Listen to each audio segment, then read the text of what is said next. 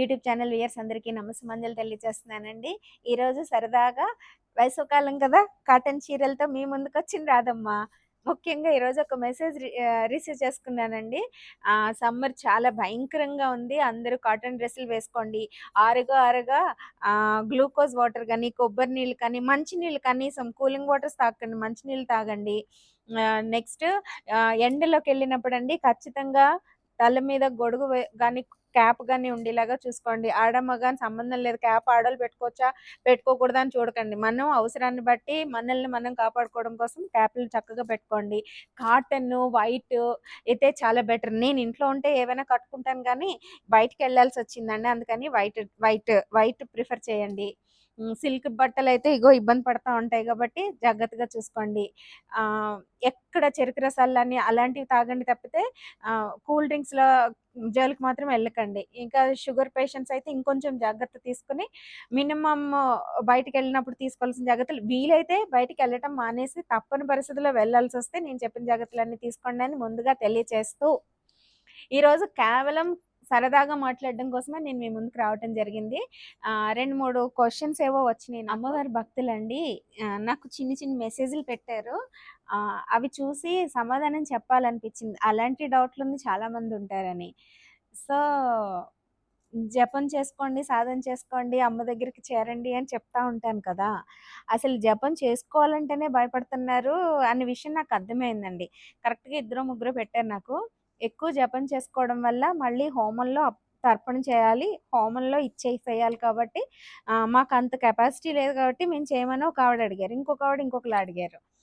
లేదండి. మీరు చేసుకోండి. అమ్మ ఎప్పుడు ఎలాగ తను తీసుకోవాలో అమ్మ తీసుకుంటారు. ఎప్పుడో ఏదో హోమంలో చెయ్యాలి కదా అని ఇప్పటి నుంచి చేయటం మానేసి, జన్మని, ఈ నిమిషాన్ని, కాలాన్ని వృధా చేసేసుకుంటే అండి మనం, మళ్ళీ ఎన్ని జన్మలెత్తాల్సొస్తదో.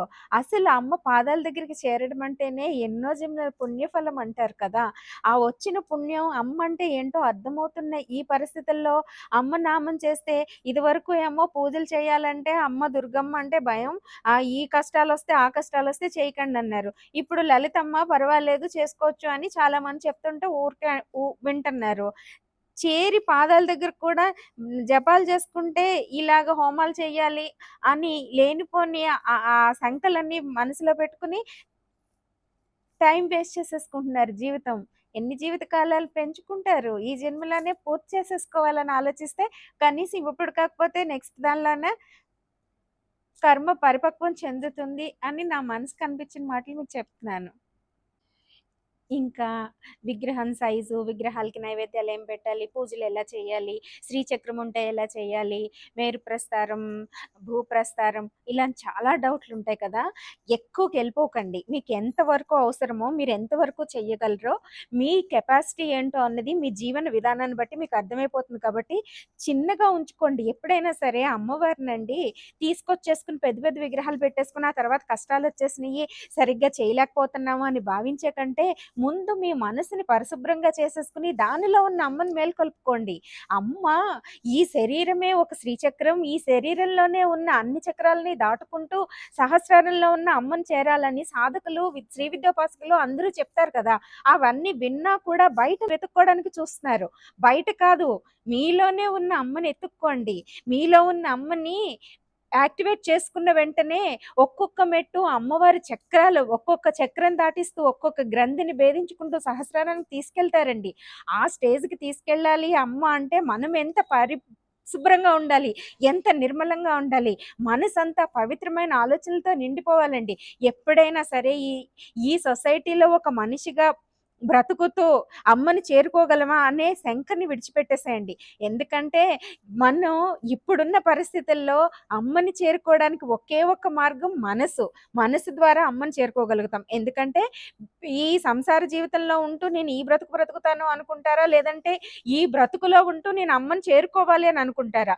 ఇవన్నీ మీకు పట్టకుండా మీరు అమ్మని చేరుకోగలుగుతారు. అలా అని వీటి నుంచి పారిపోమని చెప్పటం లేదు. వీటిలో ఉంటూ వీటిలో ఒక మనిషిగా ఒక మీ బాధ్యత గల పౌరుడిగా బ్రతుకుతూ అమ్మ తత్వాన్ని అర్థం చేసుకోవడానికి ట్రై చేయండి అని చెప్పేసి నేను తెలియచేస్తున్నానండి. ఇప్పుడు అసలు విగ్రహం ఉంటే మనం ఏ జాగ్రత్తలు తీసుకోవాలి? ఫోటో పెట్టుకుంటే ఏ జాగ్రత్తలు తీసుకోవాలి? మేరు ఉంటే ఏ జాగ్రత్తలు తీసుకోవాలి? లేదంటే భూప్రస్థారం. భూప్రస్థారం వరకు వచ్చినప్పుడండి దేవతలంతా కొంచెం శక్తి తక్కువగా ఉన్నట్టుగానే మనం అర్థం చేసుకోవచ్చు అని నేనన్ని నా ఒపీనియన్స్ తెలియజేస్తున్నాను. నేనేదో శాస్త్రాలు చదివేసిన పండితురాలు కుటుంబం నుంచి రాలేదు. నేను కేవలం అమ్మతో బ్రతుకుతూ అమ్మ ఏ భావనలు మనలో కలిగిస్తారో వాటి ద్వారానే నేను మీకు తెలియచేస్తున్నానండి. మేరువు పెట్టారు అంటే ఖచ్చితంగా రో ప్రతిరోజు నైవేద్యాల కింద మహా నైవేద్యంతో పాటుగా పులిహార, పరమాన్నం, గారెలు ఈ 3 ఖచ్చితంగా ప్రతిరోజు మేరు ఉన్న వాళ్ళ ఇంట్లో ఉండాలి అని చెప్పేసి నేను చిన్నప్పుడు వినటం జరిగింది. ఇకపోతే అమ్మకండి కంచిలో అమ్మవారికి పెట్టే నైవేద్యాలండి సర్వాన్నాలు పెడతారండి. అన్ని రకాల నైవేద్యాలు పెడతారు. అభిషేకం తర్వాత అమ్మవారికి 4, 5 రకాలు నైవేద్యాలొస్తాయి. కానీ నిజానికి అమ్మకి పెట్టేదండి ఖచ్చితంగా ఉదయాన్న ఒకసారి, సాయంత్రం ఒకసారి, మధ్యాహ్నం ఒకసారి అని నాకు తెలియచేసినట్టు గుర్తు. నేను పెద్దగా పట్టించుకోను కానీ నేను అమ్మవారికి అందాల్సింది కేవలం ఖచ్చితంగా తలుపు తీసిన వెంటనే తెల్లవారుజామునే అమ్మకి గోవు తీసుకెళ్ళి చూపిస్తారండి. తలుపు మనం తీస్తే అమ్మ చూపు తట్టుకునే అంత శక్తి మనకెవరికీ ఉండదండి. సో సో, అమ్మకి ఇంతే చిన్న గిన్నెతో తెల్ల అన్నం పెడతారండి. దానిలో ఇంకేం వెయ్యరు. దీన్ని బట్టి మనం ఏ అర్థం చేసుకోవాల్సొస్తుంది? ఖచ్చితంగా అన్నం నైవేద్యం కింద పెట్టాల్సిందే. 6, 100 మీరు అమ్మవారి విగ్రహం తెచ్చుకొని ఇంట్లో పెట్టుకున్నారంటే నైవేద్యం. ఆ విగ్రహంలో శక్తి మీలో ఉన్న భక్తిని బట్టి విగ్రహంలో శక్తి పెరుగుతూ ఉంటుంది కాబట్టి, భక్తి పెరిగే కొద్దీ శక్తి పెరుగుతుందన్న విషయం అర్థం చేసుకొని, దానికి తగ్గట్టుగా నైవేద్యాలు ఖచ్చితంగా పెట్టాలి. విగ్రహమే కదా ఏం తింటుందిలే అనుకుంటే మీరు తప్పు చేస్తున్నట్టు అవుతుంది. కాబట్టి ఏసే ప్రతి అడుగు, చేసే ప్రతి ఆలోచన ఎంత నిర్మలంగా ఉండాలో, మీరు అమ్మవారికి అందించే నైవేద్యాలు కూడా అంతే పవిత్రమైన భావనలతో మీరు వండినప్పుడు కూడా అమ్మ నామస్మరణతోటే వండాలి. ఇంకా చెప్పాలంటే సాంప్రదాయవాదుల ఇళ్లల్లో మడికట్టుతోటే కడతారండి నైవేద్యాలు. ఇప్పుడున్న పరిస్థితుల్లో అవ్వక, తెలియక నార్మల్‌గా వండుతున్నా ఖచ్చితంగా శుచిశుభ్రతలు పాటిస్తూ అమ్మ నామ స్మరణతో వండిన అన్నం మాత్రమే అమ్మవారికి నైవేద్యంగా పనికొస్తుంది. ఇక విగ్రహం సైజు పెరిగే కొద్దీ ఇంకా ఎక్కువగా పెట్టాలి అన్న ఆ ఆలోచన మీకుండి పెట్టగలను అని అనుకుంటే మాత్రమే విగ్రహారాధనలోకి దిగండి అని చెప్పేసి నేను తెలియచేస్తున్నాను. విగ్రహ రూపంలోనే పూజిస్తే అమ్మవారిని ఫలితాలు ఎక్కువొస్తాయి అని మాత్రం భ్రమపడకండి. మనసు నిర్మలంగా ఉండి ఒక చిన్న ఫోటో పెట్టుకుని అక్కడ బొట్టు పెట్టినా కూడా అమ్మవారి దీవెనలు, అమ్మవారి శక్తి మీకు అందుతుందని మాత్రం ఎప్పుడు జ్ఞప్తికిలో ఉంచుకోండి అని చెప్పేసి మాత్రం తెలియచేస్తున్నానండి నేను. ఇదే సందర్భంగా నామాన్ని మాత్రం వదలకండి. ఎట్టి పరిస్థితుల్లోని మీరు విగ్రహం పెట్టుకున్నా, పెట్టుకోకపోయినా, మీరు ఫోటోస్‌లే పూజించలేకపోయినా, మనసులో నిర్మలమైన మనసు ఉన్నప్పుడు దానిలో అమ్మ నామాన్ని పట్టుకున్నప్పుడండి ఖచ్చితంగా అమ్మ స్పర్శ మనకెప్పుడూ తగులుతా ఉంటుందండి. అమ్మ మనల్ని విడిచిపెట్టరండి. కానీ అది పట్టుకునే లోపు మనం పవిత్రమయ్యే లోపు మనకేమైనా ప్రాబ్లమ్స్ రావచ్చు. లేదంటే కష్ట నష్టాలు ఎదురవ్వచ్చు. ఏవైనా దేని వల్ల జరిగినా అది అమ్మ నామం వల్లే జరుగుతుందని అపోహకు మాత్రం వెళ్ళిపోకండి. అమ్మ అంటే అమ్మ. మీ అమ్మ మిమ్మల్ని కోప్పడుతుందా? కోప్పడదు కదా! ఏదైనా తప్పు చేస్తే మందలిస్తుంది. మళ్ళీ చేరతీసి ఒళ్ళో కూర్చోబెట్టుకుంటుంది. అలాంటిది అమ్మలకే అమ్మ ఆదిపరాశక్తి అమ్మలు గన్న అమ్మ కోప్పడుతుందా? ఒక్కసారి ఆలోచించండి. అది ఎట్టి పరిస్థితుల్లోని జరగదు. అమ్మని నమ్మిన వాళ్ళకి కష్టాలొస్తాయని తప్పుడు ప్రచారం చేసే వాళ్ళకి అమ్మ తగిన సమయంలో బుద్ధి చెప్తుందని మాత్రం గుర్తుంచుకొని, అమ్మ మీద మీకున్న ప్రేమ నిర్మలమైంది, ఖచ్చితమైనది అని మీరనుకుంటే మీ దగ్గర ఖచ్చితంగా అమ్ముంటుందని నమ్మొచ్చండి. ఇంక నైవేద్యాల గురించి అయిపోయింది. అమ్మ ఆహ్, విగ్రహం సైజ్ ఎంత పెట్టుకున్నారు అన్న దాని గురించి మాట్లాడాను.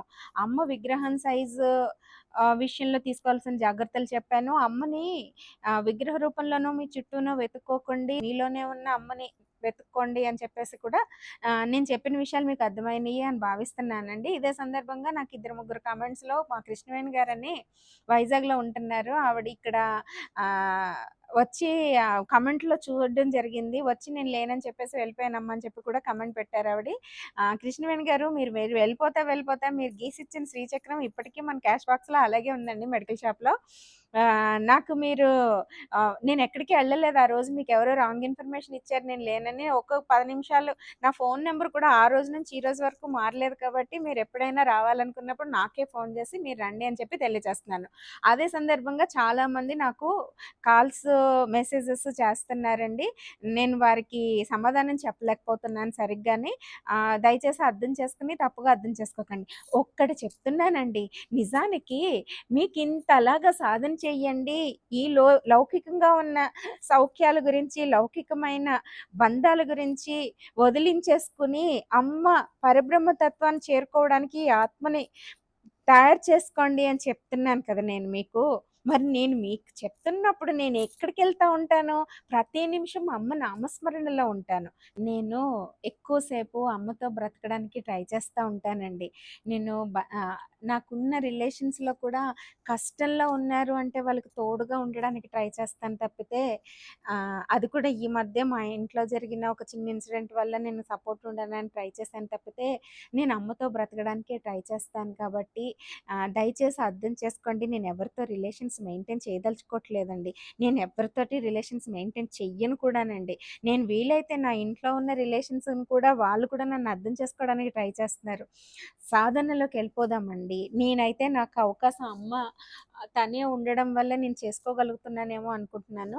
సాధనలోనే అమ్మని ఎతుక్కోవాలని మీకు చెప్పి నేను చేయకపోతే ఎలా చెప్పండి? అందుకని నేను కొంచెం స్టేజ్‌కొచ్చాను. ఆ కొంచెం స్టేజ్‌లోని ఇంకొంచెం స్టేజ్‌కి ముందుకెళ్ళాలి అంటే నేను వీటన్నింటిని అవగేషన్స్ తగ్గించుకోవాలని నేను అనుకుంటున్నాను. అందుకనే ఈ వీడియోస్ కూడా మానేయాలనున్నా ఎందుకో చేయాలని అప్పుడప్పుడు అనిపించి ఇలా మీ ముందుకొచ్చి అమ్మ గురించి చెప్తున్నాను తప్పితే టైం ఒక విధంగా ఇది కూడా వేస్టే అవుతుంది.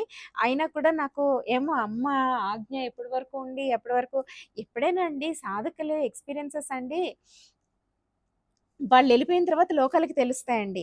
ఇప్పుడు నేను కూడా ఓ చిన్ని సైజు సాధకురాలు కిందే మీరు నన్ను తీసుకోవచ్చండి. నేను ఉండగానే మీకు తెలియచేస్తున్నాను. నేనెళ్ళిపోయిన తర్వాత ఇంకొంచెం ఎక్కువ మంది చూస్తారు అంతే. పెద్ద తేడా ఏం లేదు. కాబట్టి కొంచెం ట్రై చేసి నన్ను అర్థం చేసుకుంటారని భావిస్తూ నాకు ఫోన్‌లు వాటిలో ఎవ్వరికీ టచ్‌లోకెళ్ళట్లేదు. ఒక్కటే మాట చెప్తున్నాను. నా కూతురికి పెళ్ళయ్యే వరకు ఈ సమాజంలో నేను అన్ని బాధ్యతల్లో ఉంటాను. మరి పొలిటికల్‌గా అంటారా? పొలిటికల్‌గా కూడా నా కుటుంబం నాకెంతో నా అమ్మ నిర్మించిన ఈ సమాజం కూడా నాకు అంతే ఇంపార్టెంట్ అండి. ఈ రెండింటిలోని నా పాత్రని నేను నిర్వర్తిస్తూ మిగిలిన అన్నెసెసరీ విషయాలకి వేటికి వెళ్ళటం లేదు. అంతే కాకుండా అండి ఈరోజు ఒక భక్తురాలు పసుపు కుంకాలు తీసుకొచ్చారండి. నార్మల్‌గా వచ్చేస్తాను నేను అమ్మ గురించి మానేసి. ఇదిగో పసుపు కుంకాలు తెప్పించుకున్న సిరిహాసిని అమ్మవారు. దీంతో పాటుగా ఇప్పుడు నేను అప్పుడే అమ్మ సంవత్సరంన్నర నుంచి దగ్గరగా పసుపు కుంకాలేవి నేను ఆడించట్లేదు. విజయలక్ష్మి గారున్నారు. ఆవిడ కూడా పసుపు కుంకాలు నెయ్యి, అమ్మకు ప్రసాదాలకి 5 కేజీలు నెయ్యి, కొబ్బరి నూనెలు ఎన్ని కేజీలు తెచ్చేస్తారండి ఆవిడ. పసుపు కుంకాలు. ఇగో ఇంకో భక్తురాలైతే ఒక వారం రోజులకి సరిపడే పళ్ళు కూడా పట్టుకొచ్చేస్తా ఉంటదండి. రోజు ఒకేసారి పెడితే అమ్మకి మళ్ళీ కష్టం కదా అని చెప్పి రోజు కొంచెం కొంచెం పెడతా ఉంటాను. ఇవన్నీ ఒక ఎత్తయితే అండి, ఇంకో భక్తురాలు నాకు స్పెషల్‌గా యూఎస్ఏ నుంచి ఏదో పంపించారండి.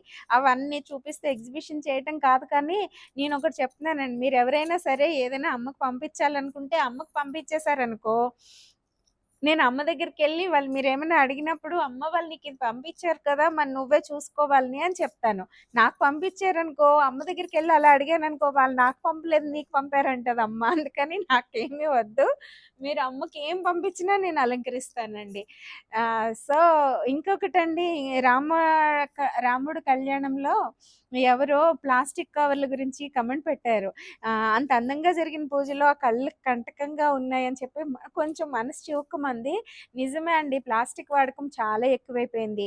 మా గుడికి కూడా చాలా దూరంలో ఎందుకు గుడి వరకు ఎందుకు ఇక్కడే నాకు చుట్టూ ప్లాస్టిక్ కవర్స్ అది గవర్నమెంటు ఆపితే కానీ ఆగదండి. ఏమైనా షాపులకెళ్ళి ఏం కొనుక్కోవాలన్నా పోనీ అవి జూట్ బ్యాగ్స్ ఏవో తయారు చేశారంటే అవి ఏకంగా రూ. 10 అలా పడిపోతున్నాయి రేట్లు.